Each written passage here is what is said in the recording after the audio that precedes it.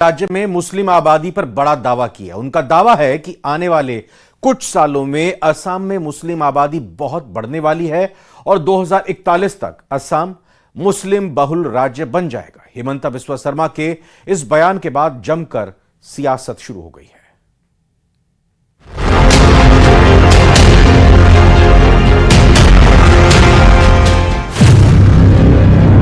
आबादी पर असम के सीएम का बहुत बड़ा दावा। क्या असम में अल्पसंख्यक हो जाएंगे हिंदू? क्या 2024 तक बहुसंख्यक होगी मुस्लिम आबादी?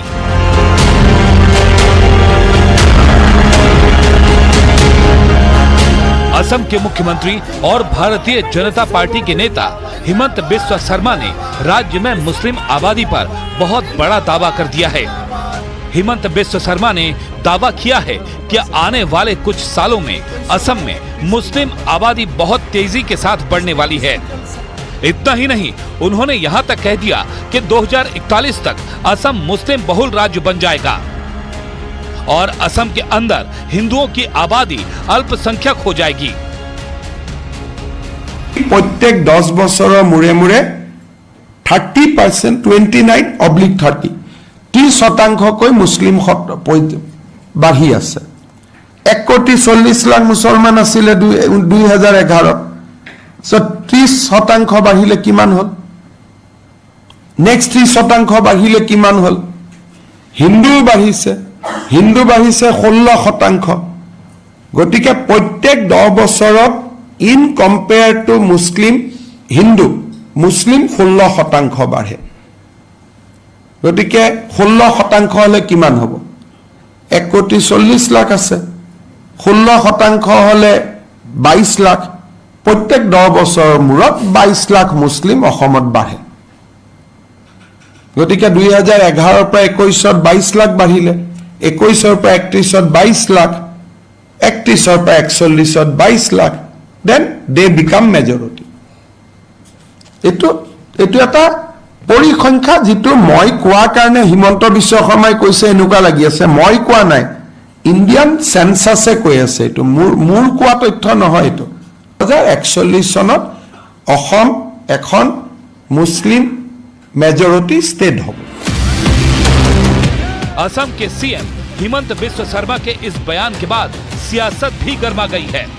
कांग्रेस से लेकर लेफ्ट तक हिमंत बिस्वा शर्मा को चौतरफा घेर रहे हैं। विपक्ष का आरोप है कि हिमंत बिस्वा शर्मा झूठ बोल रहे हैं और ऐसे बयान देकर वो दो समुदायों के बीच में दुश्मनी को बढ़ावा दे रहे हैं।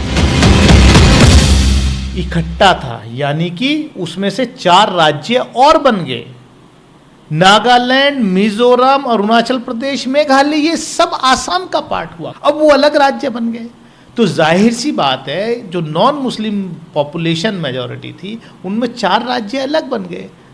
तो वो जो मुस्लिम पॉपुलेशन है उसके तवाजुन में वो बढ़ती हुई दिखाई थी। तब झूठ का भी कोई हद हो। He is actually creating a sort of enmity between two communities by saying that one community's number will be such and such in after some years. So this sort of projection and giving us some sort of a warning is not the constitutional responsibility of an elected chief minister. विपक्ष के आरोपों से अलग असम सरकार इस वक्त जनसंख्या नियंत्रण को लेकर अपने स्तर पर काम करने में जुटी हुई है। सीएम हिमंत बिस्वा शर्मा ने असम में मुस्लिम विवाह को लेकर नए कानून को पारित करवाने की तैयारी शुरू कर दी है। असम में मुस्लिम विवाह एक्ट के तहत बाल विवाह की इजाजत थी, लेकिन अब इस कानून को रद्द करने का फैसला लिया गया है।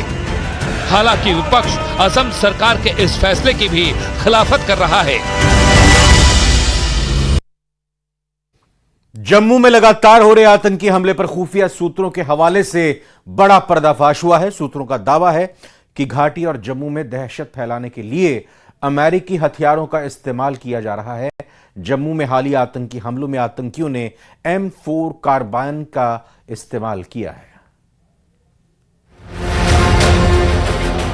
जम्मू कश्मीर में घुसपैठ कर रहे पाकिस्तानी आतंकियों के पास अमेरिकी हथियार मौजूद हैं। ये वही हथियार है जिन्हें अमेरिकी सैनिक 2021 में अफगानिस्तान में छोड़ गए थे। अब ये अमेरिकी हथियार पाकिस्तान के आतंकी संगठनों के हाथ लग चुके हैं। पाकिस्तानी सेना ने अफगानिस्तान की सत्ता पर काबिज तालिबान से इन हथियारों की डील की और उन्हें पाकिस्तान में मौजूद हर आतंकी संगठन तक पहुंचा दिया। अब इन्हीं अमेरिकी हथियारों की मदद से पाकिस्तान जम्मू कश्मीर में दहशत और आतंक का पुराना दौर वापस लाने की कोशिश में जुटा हुआ है।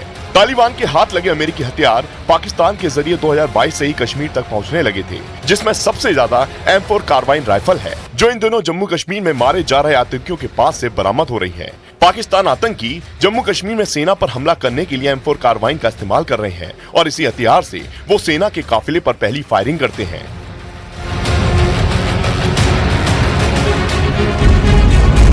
भारतीय सेना को निशाना बनाने के लिए पाकिस्तानी आतंकियों की पहली पसंद American M4 carbene assault rifle बन चुकी है, जो 1 मिनट में 700 से 970 राउंड गोलियों को दागने में सक्षम है। इसकी प्रभावी फायरिंग रेंज 500 से 600 मीटर है। इसलिए पाकिस्तानी आतंकी संगठन जैश-ए-मोहम्मद और लश्कर-ए-तैयबा ने अपने आतंकियों को ज्यादा से ज्यादा M4 राइफलों को जम्मू कश्मीर भेजने का फरमान सुनाया है। भारतीय एजेंसियों की खुफिया रिपोर्ट के मुताबिक पिछले महीने पाकिस्तान में ISI की सरपरस्ती में आतंकी संगठनों की 2 बड़ी बैठकें लाहौर और बहावलपुर में हुई। इस मीटिंग में लश्कर-ए-तैयबा ने M4 राइफल्स को जम्मू कश्मीर भेजने की साजिश तैयार की। सूत्रों के मुताबिक अब तक 2 दर्जन से ज्यादा M4 राइफल जम्मू कश्मीर में पहुंचाई जा चुकी हैं। स्टील की गोलियां दागने की ताकत रखने वाली M4 राइफल से आतंकियों ने 2017 में जम्मू कश्मीर में पहला हमला किया था।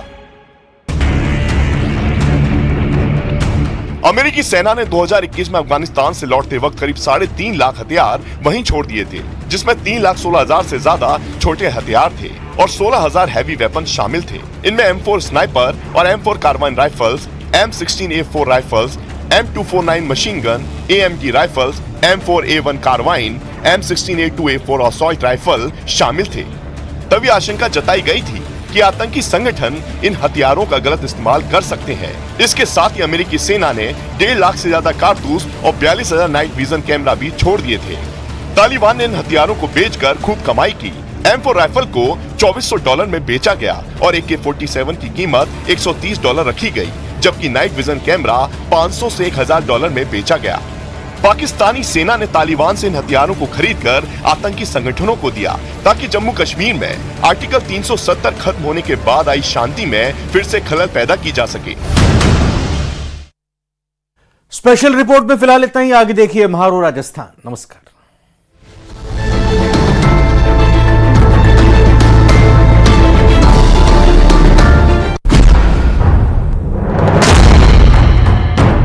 संविधान की रक्षा या नफरत का एजेंडा। स्वागत है आपका वीकेंड के सबसे धारदार कार्यक्रम ये